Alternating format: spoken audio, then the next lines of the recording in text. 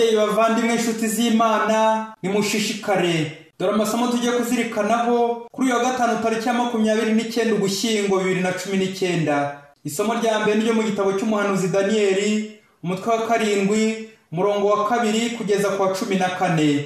Ivanjiri ni yanditswe na Luka, umutwe wa 21, umurongo wa 29 kugeza ku wa 33. Nyagasani Yezu nabane namwe. Amagambo mu Ivanjiri ntagatifu uko yanditswe na Luka. Muri icyo gihe Yezu yabwiraga abigishwa be iby'ihindukira rye, nuko abacira umugani ati: nimwitegereze umutini n'ibindi biti, iyo birabije mumenya ko igihe cy'imbuto cyegereje.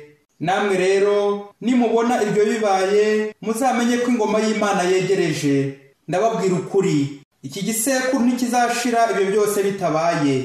Ijuru n'isi bizashira, ariko amagambo yanjye ntazashira. Iyo ni Ivanjiri ntagatifu. Bavandimwe, muri izi mpera z'umwaka wa liturujia, Nyagasani ari kwibutsa cyane iby'iherezo ry'ibihe. Dufashijwe n'amasomo atagatifu y'uyu munsi, reka tuzirikane ku ngingo igira iti: ivugurure maze wera imbuto nziza. Mu isomo rya mbere, Daniyeli mu ibonekerwa rye aratubwira ukuntu ingoma zose kuri iyi si zagiye zirangira: iy'Abababiloni, iy'Abamedi, iy'Abaperesi n'iy'Abagereki. Zarangiye kandi zari bihanganye mu kwifatira ibindi bihugu, bagakandamiza abandi uko bashoboye, none zagize iherezo. Haje rero ingoma y'umwana w'umuntu, ingoma ya Kristo, yo itagira iherezo. Abantu n'ibintu bizashira, ariko amagambo yanjye ntateze gushira. Uwo ni Yezu ubivuga mu Ivanjiri y'uyu munsi, atwibutsa ko tugomba gutegura neza ihindukira rye. Aduhaye ikigereranyo cy'igiti cy'umutini. Iyo kirabije tumenya ko igihe cy'imbuto cyegereje.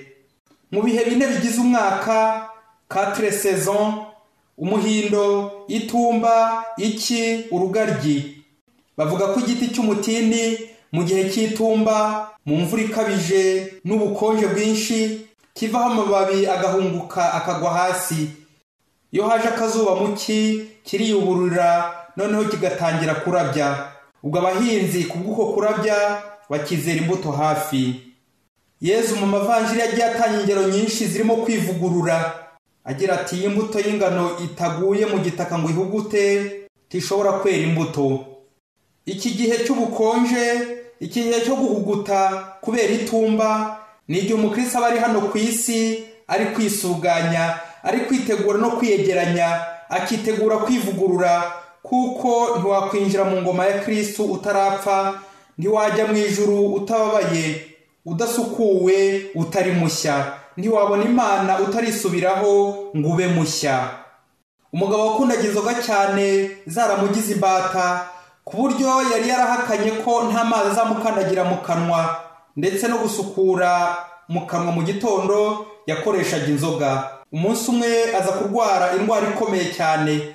Ageze kwa muganga, muganga aramubwira ati: iyi miti nguhaye iragukiza, isaba kuyinywesha amazi. Ujye unywa amazi menshi cyane, ikazirana bikomeye n'icyitwa inzoga cyose. Nkwifurije rero amahirwe masa. Wa mugabo ageze mu rugo yibaza ukuntu ikinini yakimira nta kayoga kakimanura, nuko aravuga ati: uriya muganga wansuzumye ubanza ari umuporo, kandi ntazamenya ko nanyoye ku kayoga. Wa mugabo akomeza kwifatira ku gatama, ari nako asunika imiti. Hashize iminsi ya miti iza kurangira, ariko uwacu arushaho kuremba cyane. Asubiye kwa muganga, muganga aramubwira ati: ni wowe yishe wa mugabo we, wanze gukurikiza inama za muganga. Bavandimwe, umukristo kuri iyi si ameze nk'igiti cy'umutini, gishiraho amababi mu bukonje no mu mvura, ariko kigatanga umusaruro mu gihe cy'izuba. Hari bamwe rero bahita kwigumira mu bukonje, mu itumba, bakarindagirira iyo, bagashirira iyo, bagahungukira iyo, babandi banga gukurikiza inama za muganga.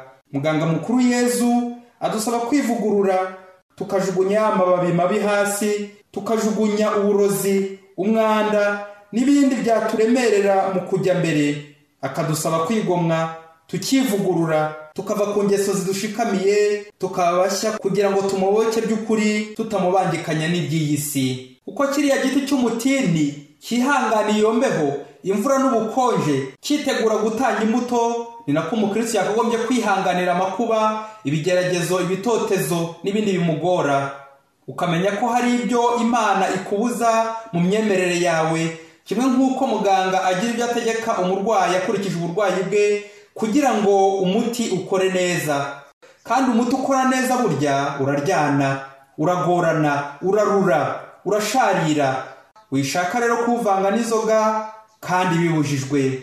Muvandimwe, akabuza umugabo ibara ntikaba kanini. Reba mu buzima bwawe bya bintu byose ushobora kudohokaho ukabikora bibujijwe, ukabyemera kandi ubibujijwe, ngo ntawe uzabimenya. Ikimenyetso cy'uko byamenyekanye ni uko utazakira vuba. Ntukivutse ijuru muvandimwe.